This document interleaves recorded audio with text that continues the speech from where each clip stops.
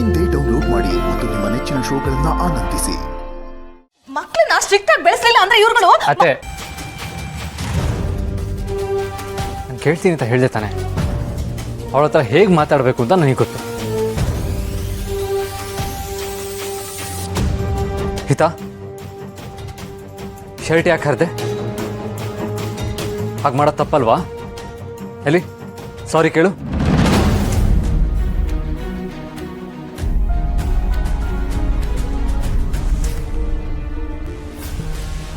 ಶರತ್, ಹಿತಾ ಹತ್ರ ಯಾಕೆ ಸಾರಿ ಕೇಳಿಸ್ತಾ ಇದ್ದೀರಾ?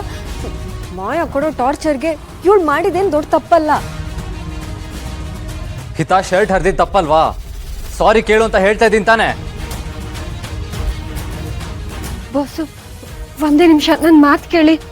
Durga, you please stay out of this.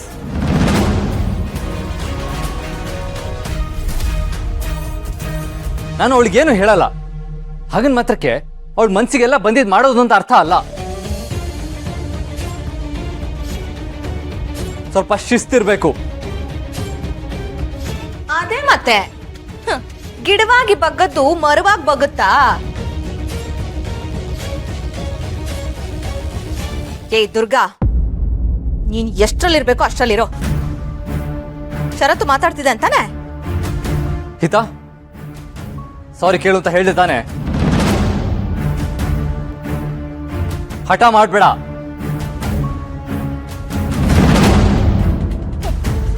Put madam ನಿಂತ್ಕೋ.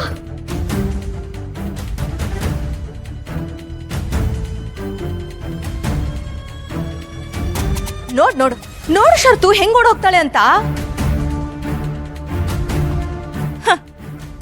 ಹೀಗೆ ಹೇಳ್ತೀನಿ ಅಂತ ಬೇಜಾರ್ ಮಾಡ್ಕೋಬೇಡ.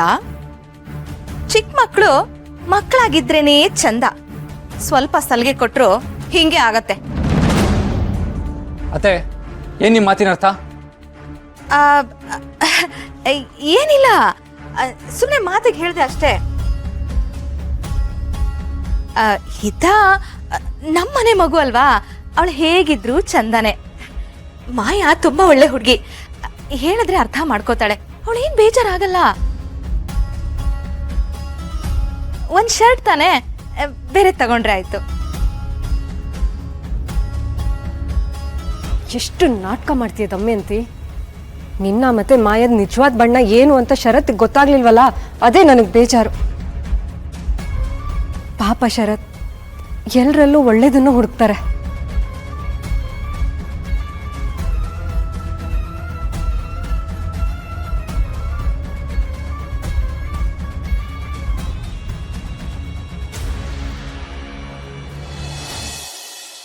Wait, no way. ನೀನು ಜೋಕ್ ಮಾಡ್ತಿದ್ಯಾ? ನೀನು ಸೀರಿಯಸ್ಲಿ ನಿನ್ನ ಬಾಯ್ ಫ್ರೆಂಡ್ ಹೇಗಿರ್ಬೇಕು ಅಂತ ಇಮ್ಯಾಜಿನೇ ಮಾಡಿಲ್ವಾ? ನೋ ತರುಣ್. ನೋಡು ಶಾನ್ವಿ, ಬೇರೆಯವ್ರು ನಂಬೋದು, ನಾನು ನಂಬಕ್ಕೆ ಚಾನ್ಸೇ ಇಲ್ಲ. ಈಗಿನ ಕಾಲದಲ್ಲಿ ಹುಡುಗಿರು ಬಾಯ್ ಫ್ರೆಂಡ್ ಹೀಗಿರ್ಬೇಕು ಹಾಗಿರ್ಬೇಕು ಅಂತ ಉದ್ದಲ್ಲಿ ಲಿಸ್ಟ್ ಇಟ್ಕೊಂಡಿರ್ತಾರೆ. ಇರ್ಬೋದು ತರುಣ್, ಆದರೆ ನಾನು ಆ ಥರ ಹುಡುಗಿ ಅಲ್ಲ. ನನಗೆ ಆ ಥರ ಎಕ್ಸ್ಪೆಕ್ಟೇಷನ್ಸ್ ಅನ್ನೋದೇ ಇಲ್ಲ.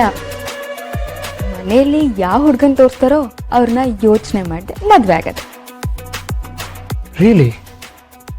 ಅಫ್ಕೋರ್ಸ್ ತರುಣ್, ಯಾಕೆ? ಈ ಕಾಲದಲ್ಲೂ ಈ ಥರ ಹುಡುಗಿರಿದಾರ? ಯಾಕೆ ಕೇಳ್ತಿದ್ಯಾ? ಈ ಜನ್ರೇಷನಲ್ಲಿ ಅರೇಂಜ್ ಮ್ಯಾರೇಜ್ ಅಂದರೆ ಒಂದು ದೊಡ್ಡ ವಂಡರ್ ಆಗಿದೆ. ಅದರಲ್ಲೂ ನೀನು ಮನೇಲಿ ತೋರಿಸಿರೋ ಹುಡುಗ ಅಂತಿದ್ಯಾ, ಅದಕ್ಕೆ ಕೇಳಿದೆ. ಅದು ಸರಿ, ನನ್ನ ವಿಷಯ ಬಿಡು.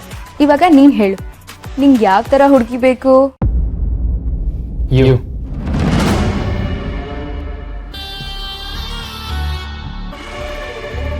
Let me explain. ನಾನು ಇಂಥರ ಯೋಚನೆ ಮಾಡಿಲ್ಲ ಅಂತ ಸುಳ್ಳು ಹೇಳಲ್ಲ, ನಾನು ಯೋಚಿಸಿದ್ದೆ. Wow, interesting. ಹೇಳು Tarun.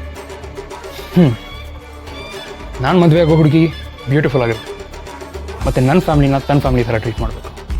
And most importantly understanding ಆಗಿರ್ಬೇಕು. ಲೈಫಲ್ಲಿ ಪ್ರತಿಯೊಂದು ಹೆಜ್ಜೆನೂ ಜೊತೆಲಿ ನಡೀಬೇಕು.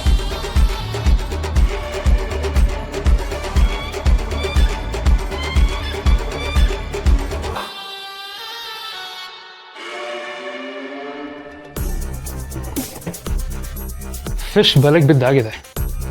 Just too good.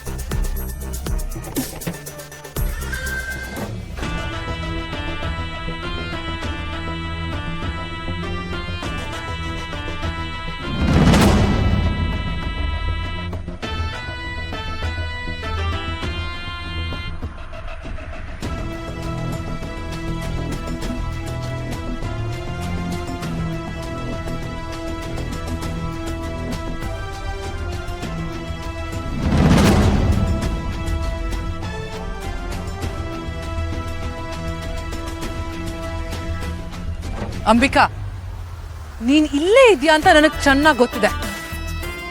ನಾನ್ ಮಾಡ್ತಾ ಇರೋದನ್ನ ನೀನ್ ನೋಡ್ತಾ ಇದ್ಯಾ, ನಾನ್ ಆಡೋ ಪ್ರತಿಯೊಂದು ಮಾತು ಕೂಡ ನಿನಗೆ ಕೇಳಿಸ್ತಾ ಇದೆ ಅಲ್ವಾ? ನಾನು ನಿದ್ದೆ ಮಾಡೋಕೆ ತುಂಬಾ ಟ್ರೈ ಮಾಡಿದೆ, ಆದ್ರೆ ನನಗೆ ನಿದ್ದೆನೇ ಬಂದಿಲ್ಲ. ಯಾಕೆ ನಿದ್ದೆ ಬರ್ತಿಲ್ಲ ಅಂತ ಯೋಚನೆ ಮಾಡಿದಾಗ ಆಮೇಲೆ ನನಗೆ ರಿಯಲೈಸ್ ಆಯ್ತು, ನನಗೆ ನಿನ್ ಮೇಲಿರೋ, ನಿನ್ ಮಗಳ ಮೇಲಿರೋ ಕೋಪ ನನ್ನನ್ನ ನೆಮ್ಮದಿಯಾಗಿ ನಿದ್ದೆ ಮಾಡಕ್ ಬಿಡ್ತಾ ಇಲ್ಲ ಅಂತ. ಕೋಪ ಇದ್ರೆ ಅದನ್ನ ತೀರ್ಸ್ಕೋಬೇಕು ಅಲ್ವಾ? ಎಂಗೇಜ್ಮೆಂಟ್ ಟೈಮಲ್ಲಿ ನನ್ ಕತ್ ಹೆಸಕ್ದೆ, ಈಗ ದಮಯಂತಿ ಕಾಟ ಕೊಡ್ತಿದ್ಯಾ? ಪಾಪ ಅಂಬಿಕಾ, ನಿನ್ ಕೈಲಿ ಇಷ್ಟೇನಾ ಮಾಡಕ್ಕಾಗೋದು? ನಮ್ ಕೈಯಲ್ಲಿ ಈ ದಾರ ಇರೋವರ್ಗುನು ಏನು ಮಾಡಕ್ಕಾಗ್ದಿರೋ ಹೆಲ್ಪ್ಲೆಸ್ ಅಂಬಿಕಾ ನೀನು. ಕೈಯಲ್ಲಿರೋ ದಾರ ಯಾವಾಗ ಬೀಳತ್ತೋ ಅಂತ ಪಾಪ ಕಾಯ್ತಾ ಕೂತಿರ್ಬೇಕು.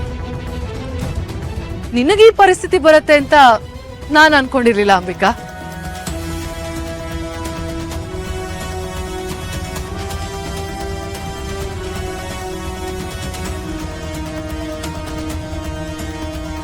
ಇದು ಯಾವತ್ತಿದ್ರೂ ನನ್ನ ಕೈಯಲ್ಲಿ ಭದ್ರವಾಗಿರತ್ತೆ ಅಂಬಿಕಾ. ನೀನ್ ಇಲ್ಲೇ ಇದ್ದು ನೀನ್ ಕ್ರಿಯೇಟ್ ಮಾಡಿರೋ ಪ್ರತಿಯೊಂದನ್ನು ನಾನು ಹಾಳು ಮಾಡೋದನ್ನ ನೀನ್ ನೋಡ್ಬೇಕು. ನಿಂದು ಅಂತ ಈ ಮನೇಲಿ ಒಂದು ಸೂಜಿನೂ ಇರಲ್ಲ, ಇರೋದಕ್ ನಾನು ಬಿಡೋದು ಇಲ್ಲ. ಮೊದ್ಲು ಈ ಮನೆಯಿಂದ ನಿನ್ ಮಗಳು ಹಿತಾನ ಆಚೆ ಹಾಕ್ತೀನಿ, ಅದು ಪರ್ಮನೆಂಟ್ ಆಗಿ.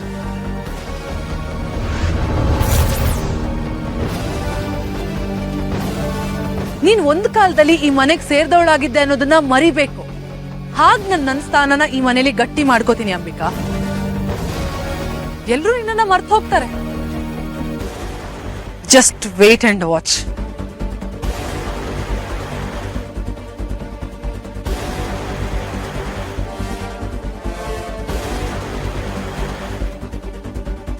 ಈಗೇನೋ ಆ ದಾರ ನಿನ್ನ ಕಾಪಾಡ್ತಿರ್ಬೋದು ಮಾಯಾ, ಆದ್ರೆ ಯಾವಾಗ್ಲೂ ನಿನ್ನನ್ನ ಕಾಪಾಡಲ್ಲ. ನೀನ್ ಯಾವಾಗ್ಲೂ ಸುರಕ್ಷಿತವಾಗಿರಲ್ಲ. ಒಂದಲ್ಲ ಒಂದಿನ ಆ ದೇವ್ರು ನನಗ್ ಸಹಾಯ ಮಾಡೇ ಮಾಡ್ತಾನೆ. ಆ ದಿನ ನೀನ್ ಕಲಿಯೋ ಪಾಠನ ನಿನ್ ಜೀವನ ಪರ್ಯಂತ ಮರೆಯಲ್ಲ.